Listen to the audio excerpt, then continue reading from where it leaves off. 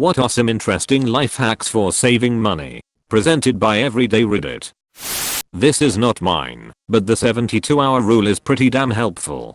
Basically, the gist of it is, if you want something that is not a necessity, instead of buying it immediately, add it to a list. In my case I use a spreadsheet, but whatever works. Then wait 72 hours. If after 72 hours, you still want it, then you can buy it. It seems that 80-90% of the time, after the 72 hours is up, I don't end up buying the item I thought I wanted. The reason I like doing it with a spreadsheet is, I can then at the end of the year, easily add it up, and see how much money I didn't impulsively spend. Edit. It took me a while, but I remembered where I picked this idea up from. It initially came into my world from listening to the ChooseFi podcast interview with the Frugal Woods. Here's a podcast, https://www.choosefi.com/012livingfrugal/ and here is her original article on it, https://www.frugalwoods.com/2017/01/09/ my foolproof method to stop impulse spending/ Try buying reusable objects in place of single-use ones. It's better for your wallet and environment. Steel water bottles, reusable K-cups, dish towels instead of paper towels, etc. Over time the costs of little things really add up. Water bottles are a huge one. They don't even have to be steel. Companies/events may give plastic sports bottles away for free and those can work fine until you can afford an insulated or metal one. Hell, I have 4 Yetis just sitting around because I got them from filling out random sign-up sheets at the fair a couple years ago. Don't buy something that you normally wouldn't buy just because you have a coupon. My mom would always say, you'll go broke saving money. I like that. When at the grocery, look at the price/Oz or whatever unit it is instead of the total price. It's usually posted in one corner. It's not going to save you tons of money, but it does add up.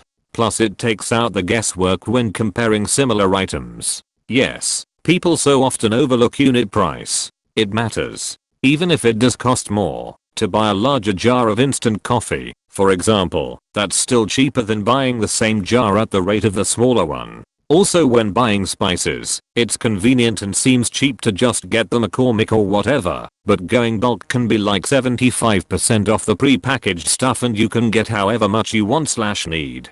Yup. And check out the Goya or International section too. Oftentimes these prices are cheaper than the McCormick.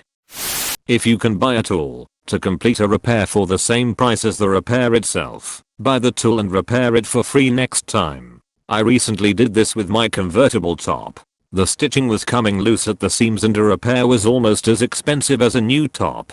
I did some research instead and bought a sewing awl, and I finished it in a couple of afternoons. I spent about $30 total for a $1,000 project, and now have a tool that I can use for stitching any sort of thick fabrics. I don't anticipate using it much, but even just one more time and I'll be satisfied.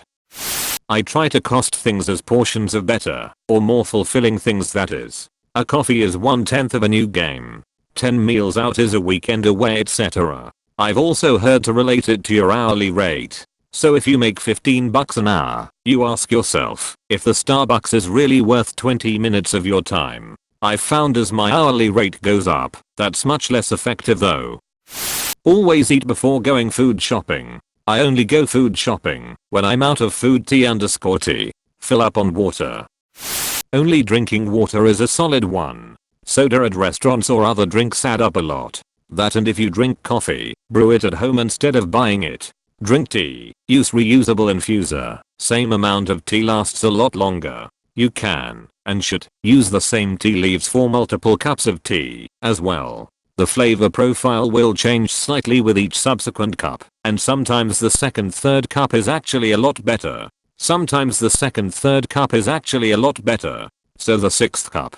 Eventually the tea becomes homeopathic, and therefore does nothing. Let's say you eat out like me every day. Assume each drink is 1.50. $1.50 x 7 days equals $10.50.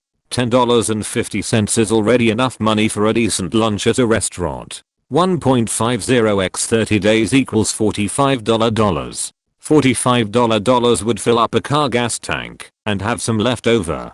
Math checks out. Learn how to log into your online banking system and review your statement regularly. You'll see how quickly money flows out for coffee, snacks, and unnecessary purchase. Also set a budget and stick to it. Adding on to this, I set up something called Roundup automatically online through my bank, whereby every purchase I make with my main account is rounded up to the nearest dollar. Then that difference is deposited into my savings account.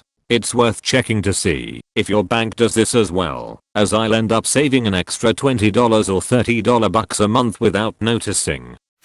Not much of a hack, but cook your meals at home. I'm the laziest asshole on earth, and as a result, I was spending like $20 per day on food just to avoid cooking. You don't realize how it adds up. Even if you just bring your lunch to work every day, it makes a huge difference. I'm still a lazy asshole, but now I just cook a big batch of very basic simple recipes throughout the week and eat them over a few days. Sunday meal prep is great if you're lazy or just always too tired to be bothered with cooking after work. I'm the latter a lot of the time. Even if you just make something like a big batch of chili you can eat 2 to 3 nights, it makes it less daunting. If you can avoid it, never take out a payday alone. If I were president, governor, or even mayor, I would ban payday lending as far as my reach would allow. There is absolutely nothing right with it. The problem with that is how are people with unfavorable credit scores meant to access short-term credit actual loan sharks? I don't smoke, but live my financial life as a smoker. Meaning every Monday I transfer the sum of 1 week's worth of cigarettes to my savings account. If people that earn less than me can afford smoking, so can I. This is a great idea. My husband and I used to smoke, but gave it up for our health, and because it was adjective expensive. That savings disappears quickly to other things. I will have to start doing this. Easy one: buy your own modem. You can get a good one from Amazon for $100. Internet companies charge you $10 to $12 a month to rent yours. Buy your own, return the rented one to internet company, and get that charge removed from your bill. Pays for itself in under a year. Is that an America only thing? Companies here give you a free one if you choose to lock yourself in on a contract, usually for 12 months. Either that or they just give you the option to buy one from them.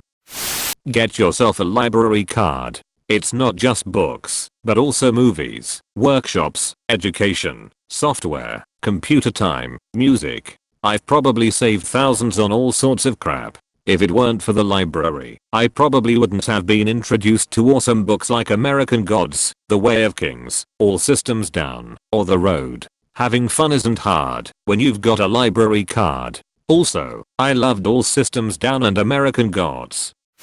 I don't spend $1 bills. I collect them in a box, and at the end of the year I usually have a few $100s. I save every $5 bill that I have at the end of the day. I started in January and have saved almost $3,000 since.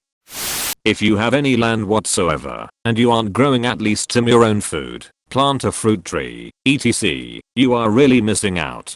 We got 20 Irish raspberry canes at an end of season auction last year for $1 each. They saved me at least $200 in the first year alone, and they are spreading nicely, filling out the space I planted them in. I was pulling in 100 tomatoes every day at one point this summer. My freezer is full of free soups and bags of frozen tomatoes. I saved seed, heirlooms, and from here on out, I get free tomato plants forever. If you mulch them heavy with wood chips, they are almost no work. You can make your own compost really easy. It's all a lot less work than you think, and totally free money. Plus, fresh raspberries, tomatoes, peaches, strawberries, they are life-changing. The shit in the store is hollow tasteless garbage. This year alone, I bet I saved at least $2K from food I grew, with zero inputs other than a few hours, to drop some compost down, plant, mulch, then pick now and then. Look at store-branded food items. Do you really think Safeway, Kroger, Dollar General, Costco, and Walmart all have independent tuna canning facilities? No. They're sourcing the product from either the big three, or however many, facilities that supply the name brand. This goes for the majority of store-branded items. Make it a game to find out who has what national name product as their store brand product.